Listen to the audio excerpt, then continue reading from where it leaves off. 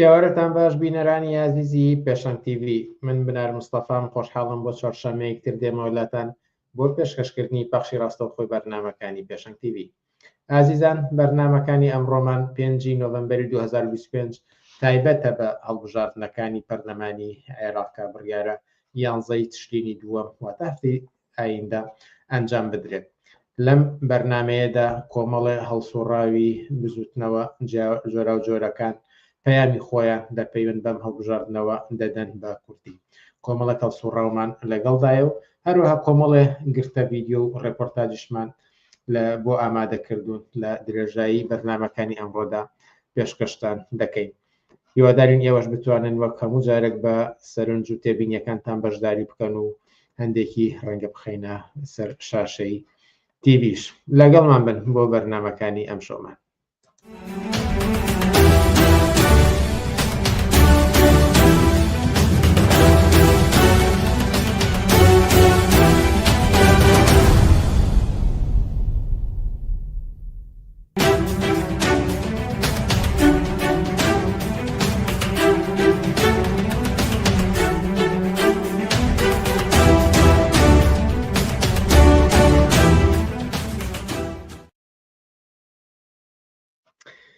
بەڵێ بینەرانی ئازیز، ئەم بەرنامەیان جیاواز لە بەرنامەکانی تر لەبەری شیکردنەوە و تەحلیل و چاوپێکەوتنی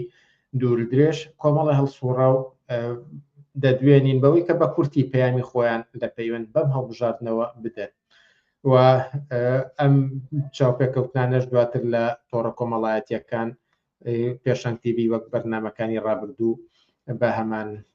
شێوە بڵاو دەبنەوە. و یەکەم بەشداربووی بەرنامەکانی ئەم شەومان سەوسەن سەلیم، هەڵسوڕای بزوتنەوە یەکسانی خوازی ژنانمان لە ئەنگەڵدایە بۆ بیستنی پەیامی ئەو. سەوسەن سەلیم، ئێوارت باش و سپاس کە لەگەڵمانیت. ئێوارەی تۆش باش و سڵاو لە بیسەرانی پێشەنگ تیڤ. ئەگەر ئێوە پەیامی خۆتان چی بابەتێک لە ڕوانگەی ئێوە لەم هەڵبژاردنەدا گرنگە لە بەرچاو بگرێت و دەنگدەران چی بکەن لەم هەڵبژاردنەدا؟ طبعاً ئەو شتانی کە گرنگە زۆرن، چونکە ئێمە باسی کۆمەلگایەکەین کە تەمەنێکە زوڵم و ستەمی لێچێ بەدەست دوو دەسەڵاتەوە، دەسەڵاتی عێراق و دەسەڵاتی کوردستان. لەبەرەوە هەر شتێک، هەر ئەنجامگیریەک، هەر کردەوەیەک کە بە قانزاجی خەڵک بێ، ژیان و ڕەفاه بۆ خەڵک بێنێ، ژیانی خەڵک خۆشکا لای من گرنگە. بەڵام وەک هەڵسوراوێکی بزوتنەوەی ژنان مەسەلەی ژن بۆ من ئەوەلیەتە، چونکە لە کۆمەلگایەکی سەلیم، کۆمەلگایە کە خەڵکەکان تیا ئازاد و یەکسانم ئەبێ ژنان کە نیوەی ئەو کۆمەلگای پێگەهێنن ئازاد و یەکسان بن. بەداخەوە لە کوردستانە یا لە عێراقا لەوەتەی ئەم دەسەڵاتە سەقامگیر بووە، دەسەڵاتی ناسیۆنالیستی کورد،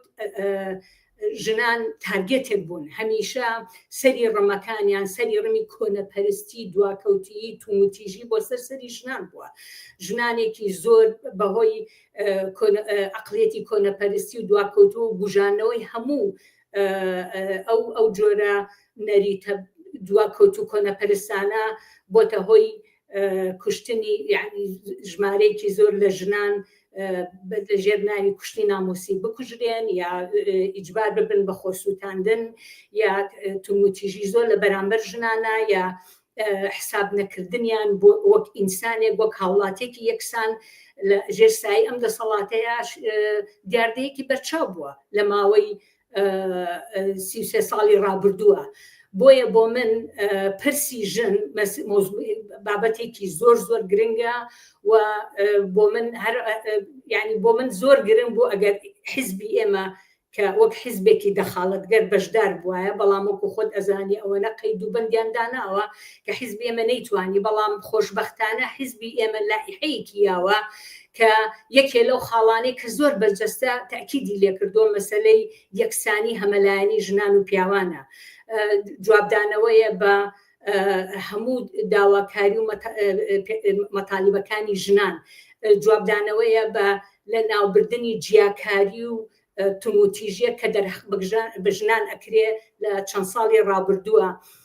و لابردنی یاسای باری کەسێتی کە ژنان وەک ئینسانێکی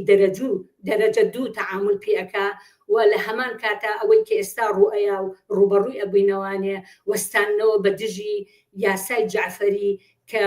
ڕسمیەت ئەیە بە دەستدرێژی سێکسی بۆ سەر کچانی 9 ساڵ ئەمانە هەمووی شتایەکن کە ئێمە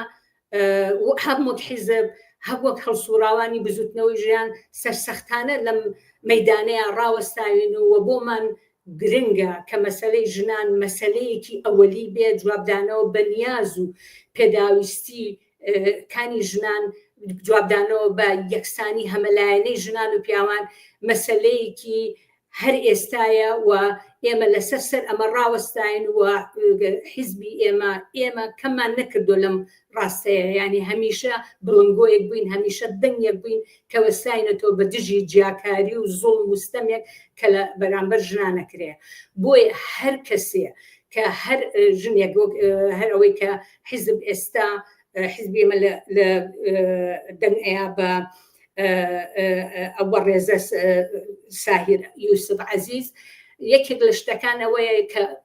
ئەم ئینسانە پلاتیفۆرمی ئەم حیزبەی ئەمی قوبوڵ کردووە کە یەکێک لەوانە مەسەلەی کارکردنە لە ڕاستای هەمەلایەنەی ژنان و پیاوان کارکردنە بە دژی یاسای جعفەری وە خۆشی وەک هەڵسوراوێک ئەوەنەی کە من بەداخۆ من بە باشتر نایناسم بەڵام ئەوەنەی کە لەسەری بیستم و کە باز ئەکرێ و ئەو ئامادەی کەپشانی یا قوبولکردنی ئەو لایحەی حیزبی هەردوو حیزبی کۆمۆنیستی کرێکاری عێراق و کوردستان ئەوە ئەگەیەنێ کە ئەوێ بڵنگۆیەک بێ ئەوێ لەم ڕاستایە کار بکە ئەوێت جواب بە نیازی ژنان باتەوانێ ئەمە جێگەی خۆشبەختیە کە کەسێک بەرز بۆتەوە ئەڵێ من ئەگەر دەنگ بهێنم ئەمانە لائحەی منیشە نەک هەر لائحەی حیزبی کۆمۆنیزمی کرێکاری کوردستان و عێراق و حیزبی شوعی لائحەی منیشە ئەمە جێگەی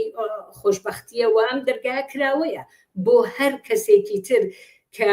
فرسەتی ئەوەی هەیە بچێتە ئەو پەرلەمانەوە دشت بەم ستەم و زوڵمە و زۆرەی کە لە خەڵکە پێ بۆستێتەوە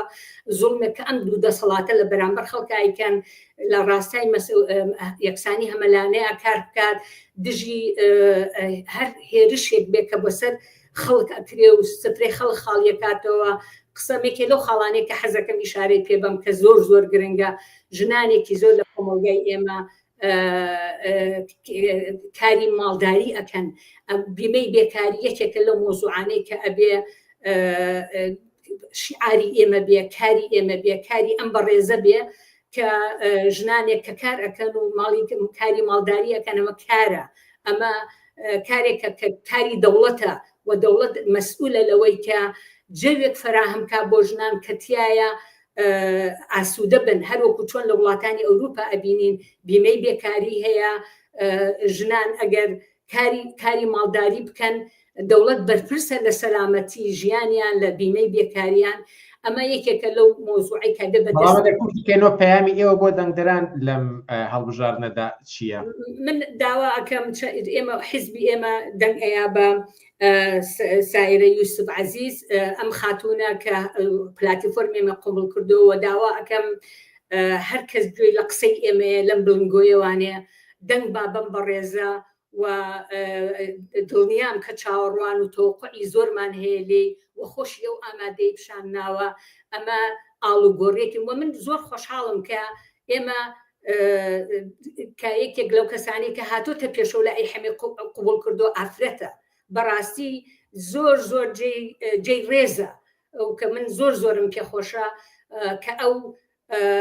سەرقافڵەی ئەم کارە بێت و بتوانێ دەنگی خۆی وەک دەنگێکی ئازاد لەو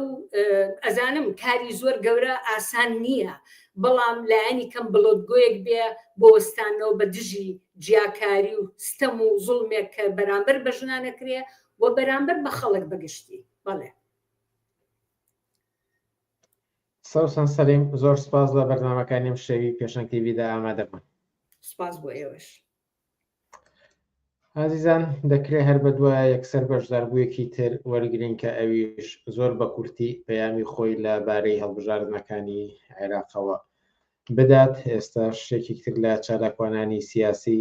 مامۆستا دڵشاد مەجیدمان لە گەڵدایە. مامۆستا دڵشاد ئێوارت باش و سوپاس کا لەگەڵمانیت. ئێوارەی ئێوەش باشۆم کاتتان باش سڵاو لە بیسەرانی پێشەنگ تیوی. هەڵبژاردنەکانی پەرلەمانی عێراق هەفتەی ئایندەیە. چی خاڵێک بۆ ئێوە زۆر جێی سەرنجەوە لە بەرامبەریدا ئەکرێت چی بکرێت؟ سپاس. حیزبی کۆمونیستی کرێکاری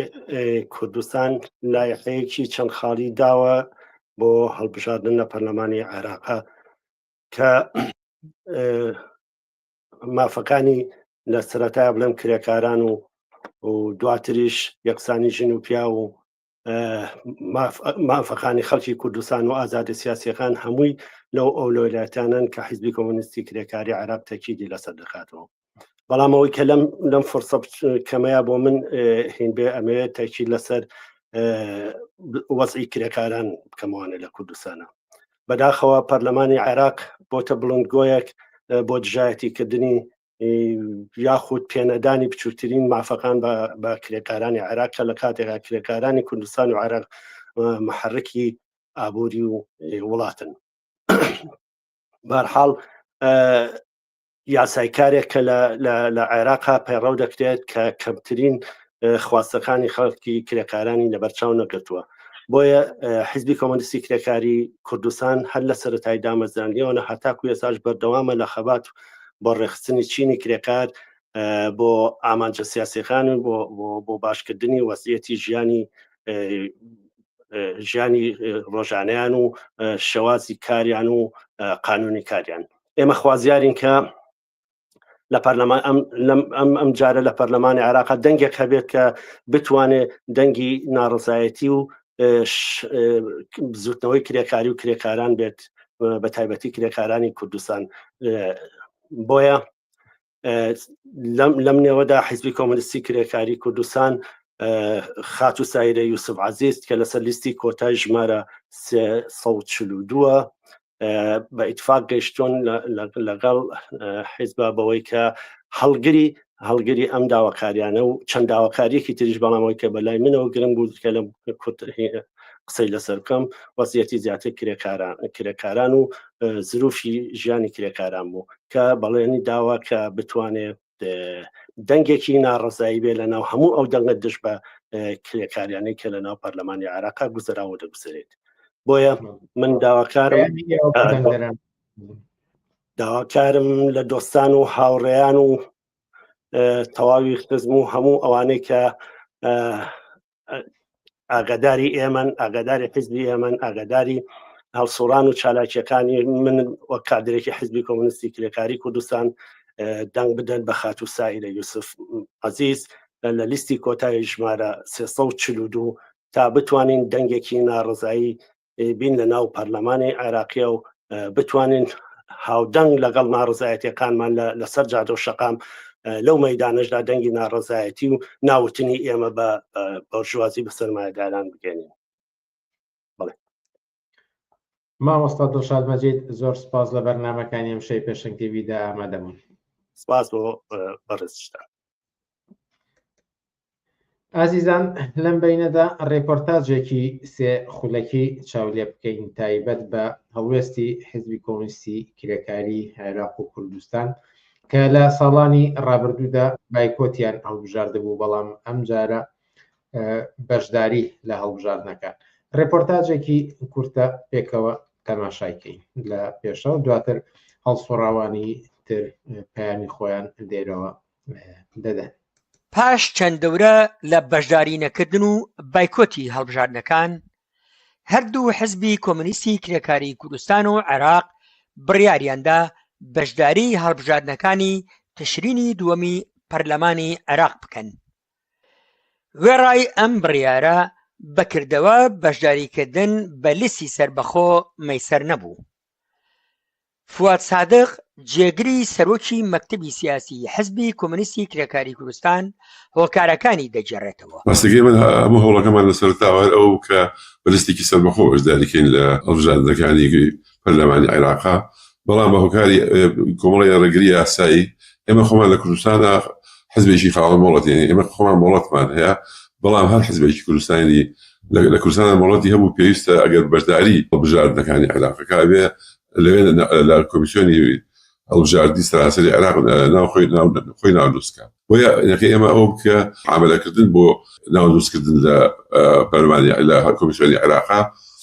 هەوڵماندا، بەڵام ئەو ماوەی کە لە بەردەستمانە بوو کافی نەبوو بۆ ئەوی ئێمە بتوانین هەموو ئەو یاسا ئەو داواکارەی کە کۆمیسیۆن هەیەی بۆ یان جێبەجێ بکەین. یعنی ڕێگرەکە زیاتر ڕێگرێکی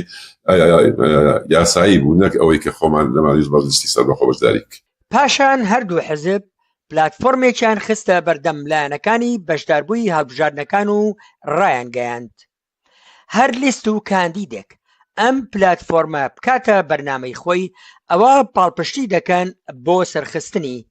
پاش دەورەیەک لە گفتوگۆ و تاوتوێ لەگەڵ چەند لایەنی جیاواز، سەرنجام ڕۆژی 1 تشرینی دووەم لە کۆنگرەیەکی ڕۆژنامەگەریدا لەگەڵ حیزبی شیوعی کوردستان ڕایان گەیاند. بە نوێنەرایەتی هەردوو حیزبی کۆمونیستی کرێکاری کوردستان، حیزبی کۆمونیستی کرێکاری عێراق لێرەوە ڕاگەێنین کە پشتیوانی خۆمان بۆ خاتوو ساهیرە یوسف عەزیز کاندیدی ژمارە 342 ڕاگەێنین. لەم بارەیەشەوە فواد سادق دەڵێت دوای ئەوەی کە نەمانتوانی ئەو لیستی سەربەخۆی خۆمان بەشداری بکەین، بەڵام ئێمە هەر لە سەرتاوە پلاتفۆرممان هەبوو کە بەرگری لێ بکەین ئەگەر لە پەرلەمانی عێراق ئەگەر چوین لە بەشداریمان کرد لە هەڵبژاردنە، بەڵام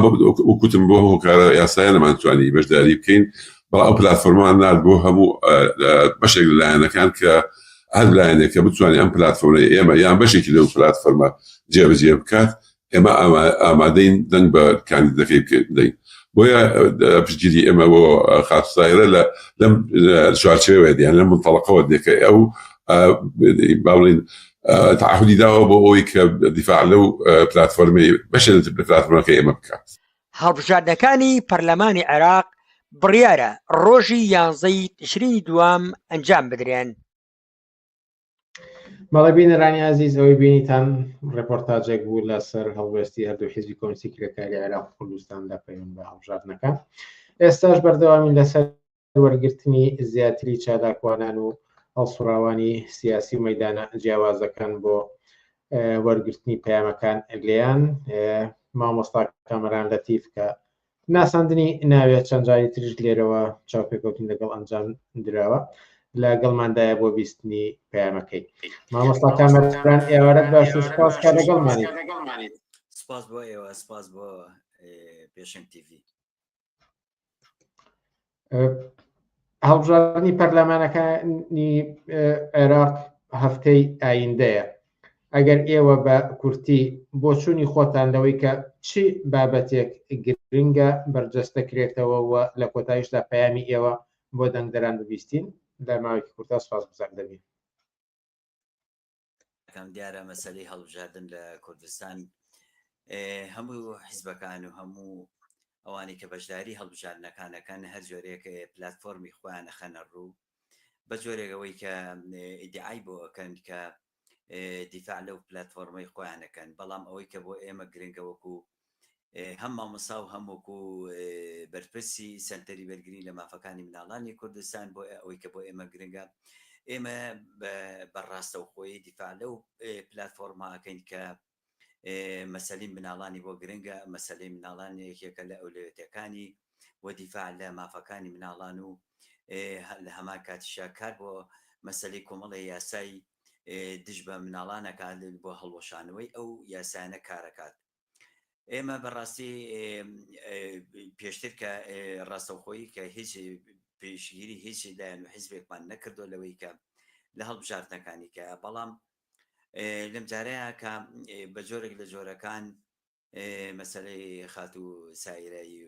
بە ژمارەی 342 یەکێکە لەو کەسە ئازادی خوازان و سەربەخوانی کە ڕاستەوخۆ کە پامی ئەوە بۆ هەڵبژاردنەکان و پلتفۆرمی ئەوە بۆکە مەسلەی مناڵان بۆ ئەو گرنگەوە لە هەما کاتیشە دیفاع لەو مافە نێودەوڵەتی و جیهانیانە ئەکات کە وڵاتە پێشکەوت و خوازەکانیش بە هەمان شێوە هەم دیفاعی لەکەن و هەم ئەوەی کە ئەمیش بە شێوە لە شێوەکان بتوانێت لایەنی کەم دەنگی کەسانی ئازادی خواز و کەسانێک کە دیفاع لە مەدەنیەت و دیفاع لە مافەکانی مناڵان نەکات بە تایبەتی مناڵانی کوردستان کە بە جۆرێک لەوەی کە لە زۆر شت مەحرومن و بتوانێت دەنگی خەڵکی کوردستان و مناڵانی خەڵکی کوردستان بگەێنێتە نێو ئەو پەرلەمانە. ئێمە بۆیە لێرەوە پەیامی خۆمان بۆ ئەوەیە کە خەڵکی هەموو خەڵک بە تایبەتی خەڵکانی ئازادی خواز و کەسانی مەدەنی بتوانن پشگیری خوان بۆ خاتوسایرە دەرببڕن. ئەمە یەکێکە لەو پەیامانەی کە من هەمە و بەڕاستی هەر کەسێکی کەش بتوانێت بە ڕاستەوخۆ بێتە ئەوەی کە بێتە پای ئەوەی کە مەسەلەی مناڵان ببێتە ئەولوێتی کاری ئێمە بە هەموو شێوەیەک دەستخۆشی لەکەین و دەستێ وشین بۆی کە بتوانێت کار لەو مەیدانە بکات. هەڵبەتە ئەمە هینێکی باشە با بڵین هەنگاو و پەیامێکی باشە بۆ ئەوەی کە لەم بوارەیە هەنگاوێک بنێت و دیفاع لە مەسەلەی مناڵان بکات. ئێمە چووکە بەڕاستی ببزانین مەسەلەی پەرلەمان لە بەتایبەتی پەرلەمانی عێراق لە ماوەی ڕابردووە زۆرێک لە یاسا زۆر دواکەوت و شەرمێنەکانی بۆ مرۆڤایەتی هێنا بۆ کایەوە کە قەرار بوو بە جۆرێک لەوەی کە سەفقات و ئەمانە بتوانێت تێپەڕێنێت و یاسای جعفەری و یاسای بەشودانی مناڵانی خوار 18 ساڵ و 9 ساڵ و ئەمانە ئێمە ئەگەر هەرو کاتە ئەگەر چەند دەنگێکی ئاسا و ئازادی خواز لە نێو پەرلەمانە هەبێت ئەوانژی بەو شێوەیە ناتوانن پێ لێداگرن و بتوانن بە هەر شێوازێک بیانەوێت ئەو یاسا کۆنەپەرست و ڕزیوانە بێنە نێو پەرلەمانە و بە ئارز زۆر بە ئاشکرا دیفاعی لێ بکەن. لایەنی کەم ئەگەر ئێمە نەتوانین پاشەکشیان پێ بکەین ئەتوانین دەنگ هەڵبڕن لە ناو پەرلەمانە و ڕەتی هەموو ئەو یاسا دواکەوتوانە بنەوە کە دژی مافەکانی مرۆڤە دژی مافەکانی مناڵانە. خاتوسایرە بە خۆشحاڵیەوەی کێکە لەو کەسە ئازادی خوازانی کە لەم بوارەیە ئەتوانێت ئەو ڕۆڵە ببینێت ئەتاکو وەگەر وەکو خۆشی سەرمانی کە ئێمە و ڕێکخراوەکانی مناڵان و ڕێکخراوە ئازادی خوازەکان هەیەتی لە ڕێی ئەوە بچێتە نێو پەرلەمانی عێراق. مامۆستا کامەران لەتیف زۆر سپاس لە بەرنامەکانی ئەمشەی پێشەنگ تیڤیدا ئامادەبوون و پەیامی خۆتان دەبارەی هەڵبژاردنەکانەوە پێشکەش کرد. سپاس بۆ ئێوەش. ئازیزان هەم چالاکوانانی ترمان لەگەڵ هەم کردە ڤیدیۆش ماوە تەماشای بکەین بەڵام با چالاکوانانی تر وەرگرین. جەلال سەعید لە فیدراسیۆنی سەرتاسەری پەنابەرانی عێراقیەوە لە گەڵماندایە. جەلال سەعید ئێوارەت باش و سپاس کە لەگەڵمانیت. ئێوارەی خۆ باش هاوڕێنەر دەست خۆش ڕێزم هەیە بۆ بینەران و بیسەرانی پێشەنگ تیڤی. ئەگەر عەزەت بکێشن یەک ترس کامێراکەتان داگرن بۆ ئەوەی کە خۆشتان ببینیت. سپاسگوزار دەبین. زۆر باشە. هەڵبژاردنی پەرلەمانی عێراق هەفتەی ئایندەیە. ئێوە چی لایەنێکی ئەم هەڵبژاردنە بە گرنگ دەزانن و پەیامتان بۆ دەنگدەرانی کوردستان و عێراق چیە لەبارەیەوە؟ دووبارە دەستخۆش بۆ فرسەتەیە کە لە پرۆسەیەکی گرنگی عێراق و کوردستان کە هەڵبژاردنی پەرلەمانی و بەڕێخستنی بڵێ دووبارە سازانەوەی موسساتی ئەم وڵاتەیە لەسەر ئەساسی تر ئەو پلتفۆرمانەی ئەو لایەن و بڵێ هێز و هەتا تا کەسانی کە پێشکەشی دەکەن بۆ خەڵک بۆی تر دەنگیان پێ بدەن لە پەرلەمانی عێراق بۆ بێتە ببن بە داکۆکی کار لەو پلتفۆرمی کە بڵێ پێش هەڵبژاردنەکان بە خەڵکی دەگەێنن. و من پێم وایە ئەم پلتفۆرمەی کە هەردوو حیزبی کۆمونیستی کرێکاری عێراق و کوردستان هەروەها لەگەڵ حیزبی شووعی بڵێ گەیشتونەتە ڕێککەوتنێک کە کاندیدێک هەیە بە ناوی خاتوو تاویرا یوسف عەزیز کە لە کاندیدی ژمارە 342 لەسەر لیستی کۆتاکانە کە پێم وایە ئەمە فترەیەکی ویست تاکو ئەم پلتفۆرمەی ئێمەیان قبوڵ کرد بە داوێتی ئەم بەڕێزە کە وادی داوە بەڵێنی داوە کەتر ئەم پلتفۆرمە بتوانێت بەشی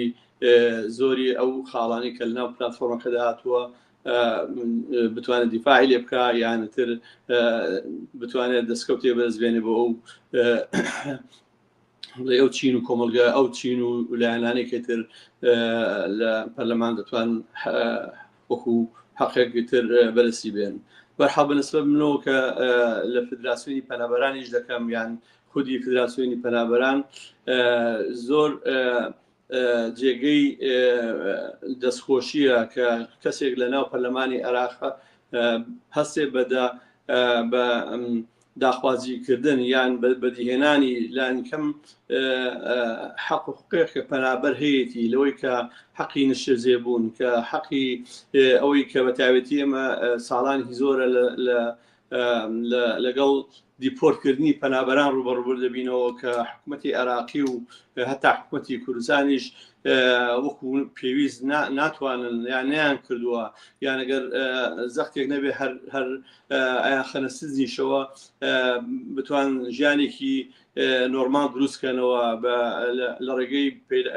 ڕێگەی پێدانی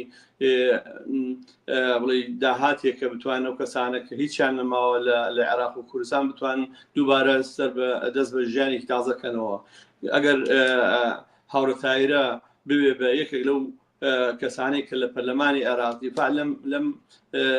لەم حقوقی پەنابەران کە ئەمە بۆ ئێمە دەستکەوتێکی زۆرە چونکە خودی مەسەلەی پەنابەران مەسەلەیەکی حقوقیە مەسەلەیەکی مؤسساتیە چۆنتر بەپێی ئەو حقوقی و مؤسساتی کە بڵێ نەتەوەیەکگرتوەکان دایناوە بۆیە دەکرێت لە وڵاتەکانیشی تر بەپێ و حقوقە تر دیفاعی لێ بکرێت بەڵام کەسێک نەبێ ئەم دیفاع بکە ئیتر حتمما تر حەقی پەنابەر ئیتر وەکو چۆن لەوەی کە لە شوێنی خۆی هەڵکەندراوە و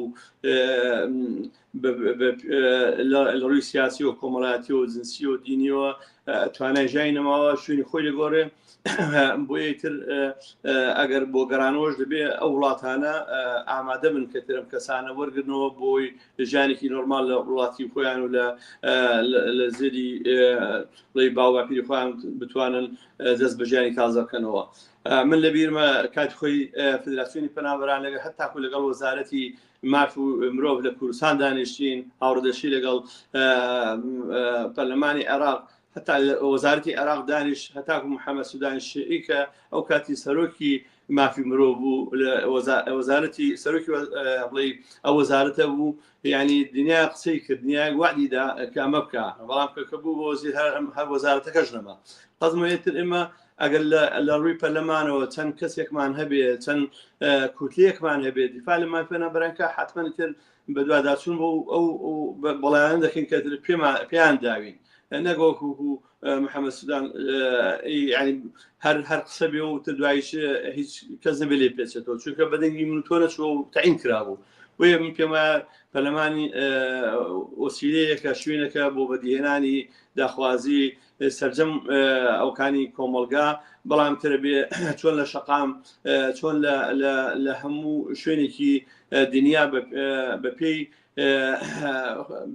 شوێنەکانیە بەپێی داخوازەکان تۆ دیفاع لە پەنابەر دەکەی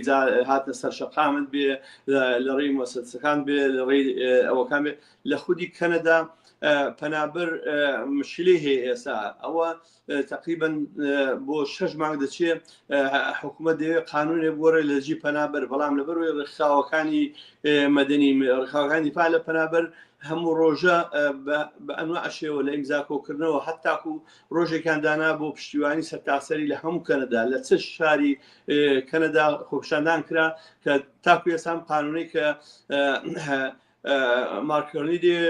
تەسبیری کابوو تەسبیر نەکراوە دەیخاتە پەرلەمان معارەزەی هەیە ناتوانێت باشی بکە بۆیە بۆ عێراق و کوردستانیش ئێمە ئاوای دەبین ئەگەر کەسانێک هەبێ بتوانن ئەو داخوازی و پلتفۆرمەی کە بۆ کۆمەلگا جا بەشێک لەوانە کە بۆ پەنابەر بۆ حەقی نیشتەجێبوونی پەنابەر بۆ دووبارە ژیانکردنەوەی پەنابەران لە وڵاتی خۆیان کەسێ بێت دیفاع لەم حەق و ئەوکە ئێمە دەستخۆشی دەکەین ئێمە دەنگی پێدەین بە هیوانەوەی هەمومان بتوانین دەنگ بە و کاندیدەی ئێمە بدا کە کاندیدی ژمارە 342 ناوی تایرە یوسف عەزیز کە لەسەر لیستی کۆتاکانە سپاسا دەکەم کەتر جۆتان لە منە بۆیە داوا لە هەموو پەنابەران دەکەم هەتا کە سوکاری خۆم هەتاکو کەسانێک کەتر ڕۆژانە متابعی ئیشوکارەکانی پەنابەران دەکا ئێمە هەر لەوەی کە یەکەم ڕۆژانەوە کەتر لە پەنابەران بووین لە قوبوڵکردنیان لە تەلێکسیان لە ناردنەوەی مردوەکانیان لە ڕێگای هاتوونەهاتی وڵاتانی ئەوروپا هەتاکو سپانسۆرکردنی سەدان کەسمان سپانسۆر کردو بۆ کەنەدا ئەوانە هەموو دەبێت تێبگەن کەتر ئەمە شتێکی بەس دانیە ئێمە چاوەڕمان لیانە کەوانیش لەمڕۆدا بێنە پێش ئەم کاندیدە و بتوانین لە ڕێگەیەوە بتوانین مەیدانێکتر بکەینەوە کە مەیدانی پەرلەمان و مؤسساتە لە عێراق کوردستان بتوانین ئەو کاندیدە سەرکەوێتوە بێ بە سومبلی بەدیهێنانی ئاوەتەکانی پەنابەران و سەرجەم کۆمەلگای کوردستان و عێراق دەستان خۆش. جەلال سەعید لە فیدراسیۆنی سەرتاسەری پەنابەرانی عێراقیەوە زۆر سپاس لە بەرنامەکانی ئەم شەوی پێشەنگ تیڤیدا ئامادە بوون. منی سوپاسان دەکەم بۆ دەرفەتەی بێمەتاندا دەستان خۆش. ئازیزان پێشەوەی چالاکوانانی تر وەرگرین پلتفۆرمێکە زۆرێک لە بەشداربووان ئاماژەی پێدەدەن کە هەردوو حیزبی کۆمسی کرێکاری عێراق و کوردستان پاژەوەی خۆیان ناتوانی بە لیستی سەربەخۆ بەشداربوون و ئاڕاستەی لایەنەکانیان کرد کە چێ ئامادەیە ئەمە جێبەجێ بکات ئێمە پاڵپشتی دەبین. لێرە چەند جار ئاماژەی پێکرار بە لە ماوەی دوو خولەکێکدا تەماشای سەرخەتی سەرەکی ئەو پلتفۆرمە بکەین.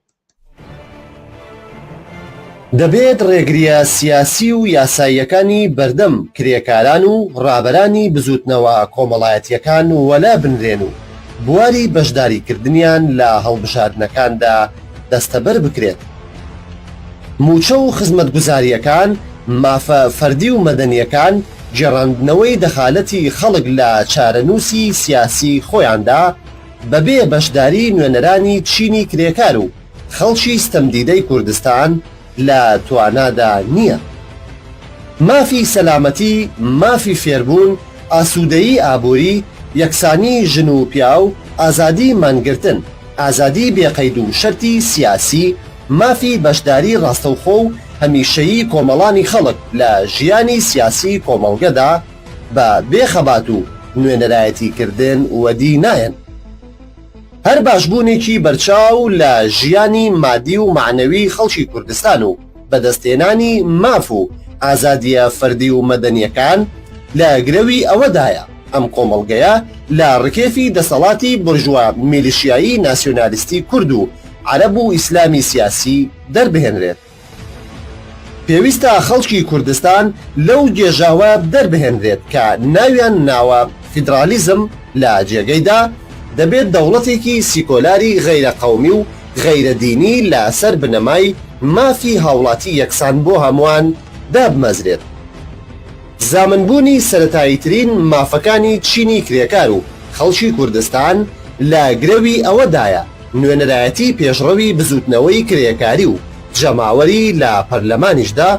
دەرفەتی بەشداری و بواری یەکسانیان بۆ بڕەخسێنرێت. دەستەبەرکردنی موچە و پاڵپشتی کۆمەڵایەتی و ئاستی ژیانی بنەڕەتی بۆ هەمووان خواستی سەرجەم هاوڵاتیانی کوردستانە. دابینکردنی خزمەتگوزاریەکانی وەکو ئاو کارەبا، چاودێری تەندروستی، سوتەمەنی بە نرخێکی گونجاو بۆ هەمووان ئەرکی حکوومەتە. ئازادی بێقەید و شەرتی سیاسی داخوازی دەست بەجێمانە.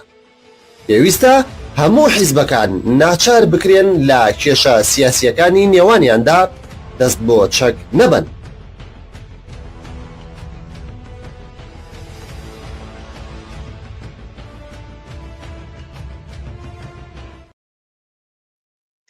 بەڵێ بینەرانی ئازیز ئەوە لە چەند خولەکێکدا سەرێکترین سەرخەتی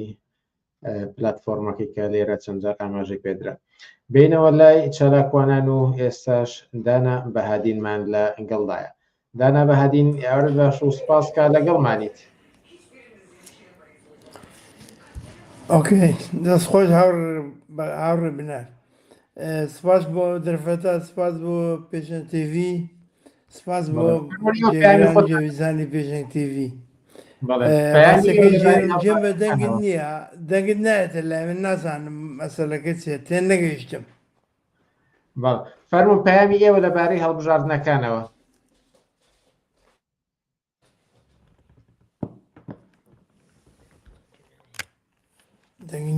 دەنگ نییە نازانم برم چی. بەڵێ بەداخەوە ئەو کێشە تێکنیکانە دێنە پێشەوە هەتاکو ئەوە چارەسەر دەبێت ڕێپۆرتاچێکی کورت یاخود با بڵێن دووبارە کۆمەڵێ لەو گرتە ڤیددیوانی کە ئامادەمان کردووە تایبەتە بە ناوەڕۆکی ئەو پلتفۆرمەی هەردوو حێزب پێشکەشیان کردووە با ڤیددیۆیەکی تر لەمبارەوە تەماشا بکەین. خەڵکی بەشمەینەتی کوردستان وەرن با پێکەوە لە درێژەی ناڕەزایەتیەکانی ئێستا و داهاتوومان و ئاڕاستەی خەباتمان بەرەو دەسەڵاتدارەتی جەماوەر و ڕێکخراو لە ئەنجومەن و شوراکان و کۆنتڕۆڵی کارگە و دامەزراوەکاندا بکەین هەنگاو بە هەنگاو بۆ بەدەستەوەگرتنی چارەنووسی سیاسی خۆمان و کۆمەلگا تێبکۆشین.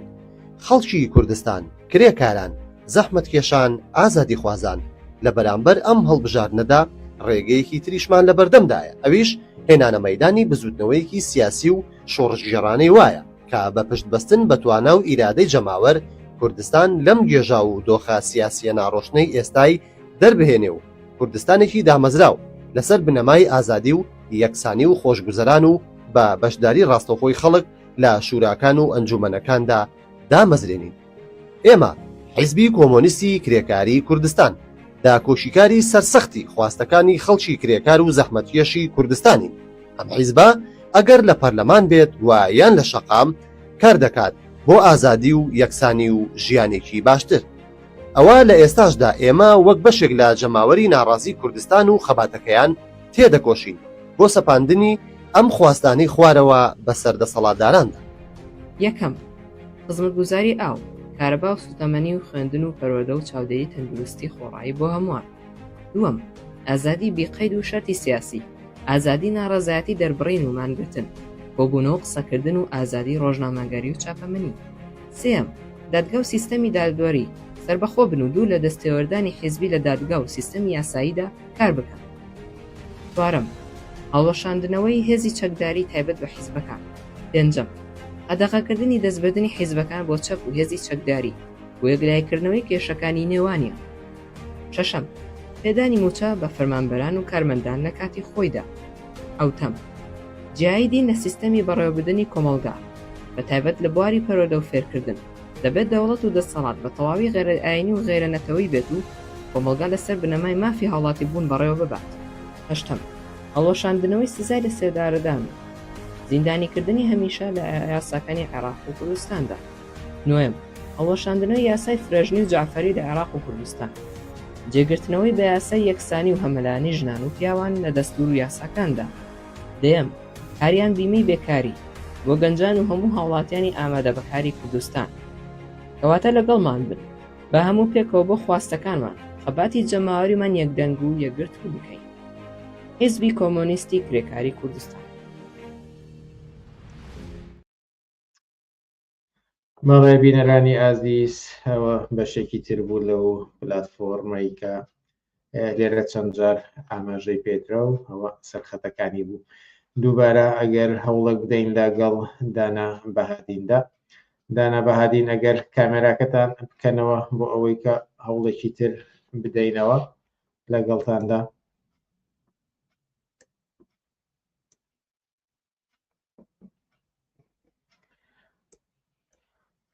بەڵێ ئەوە ئەگەر هەوڵ بدەینەوە دانا بە داوا لێبوردنەوە لا بینەرانی ئازیز ئەم کێشە تێکنیکیانە هەندێک جار دەبنە میوانی بەرنامەکانمان لە پەخشی ڕاستە و خۆشدا کەمتر دەتوانین کاریان لەسەر بکەین و زاڵبین بە سەریاندا هەندێک جار ناچارین تر ئاڵایسپی لە بەرامبەریدا بەرز بکەینەوە. بەڵام بەڵێ بینەرانی ئازیز لە ئەمە تەنها بەرنامە نییە کە لە پێوێن بە هەڵبژاردنەکانەوە ئەنجامی دەدەین تاوەکو کاتی هەڵبژاردنەکان هەوڵە دەینلانی کەم ڕۆژناو ڕۆژێک بەرنمەیەک پێشکەش بکەین و تێیدا هەم چالاکوانان بدوێنین هەم لایەنەکانی هەڵبژاردن قسە و باسییان لەسەر بکەین و کەمتر وەک جاران تەحلیل و شیکردنەوە و چاوپێکەوتنی درێژ ئەنجام بدەین بەڵکو زیاتر هەڵسوڕاوانی مەیدانە جۆرا جۆرەکان چالاکوانان بدوێنین و پەیامی خۆیان لەبارەی هەڵبژاردنەکانەوە بە کورتی بدەن.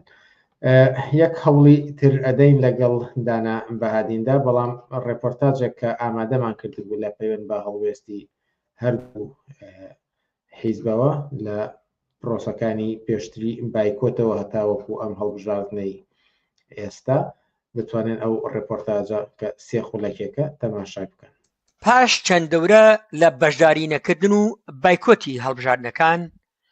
هەردوو حزبی کۆمونیستی کرێکاری کوردستان و عێراق بڕیاریاندا بەشداری هەڵبژاردنەکانی تشرینی دووەمی پەرلەمانی عێراق بکەن.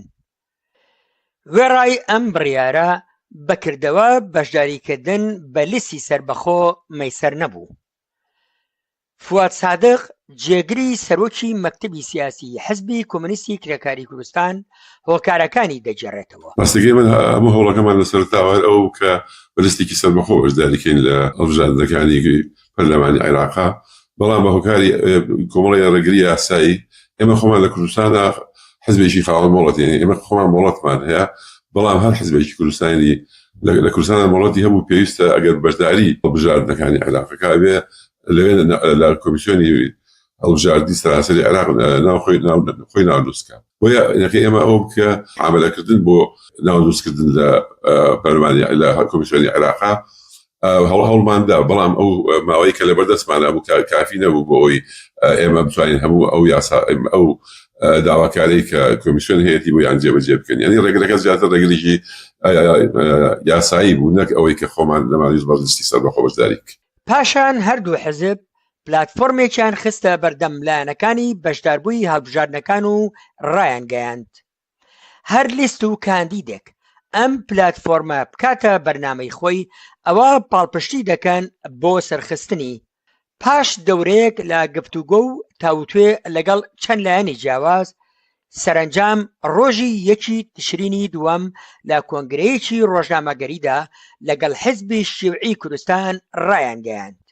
بە نوێنەرایەتی هەردوو حیزبی کۆمونیستی کرێکاری کوردستان حیزبی کۆمونیستی کرێکاری عێراق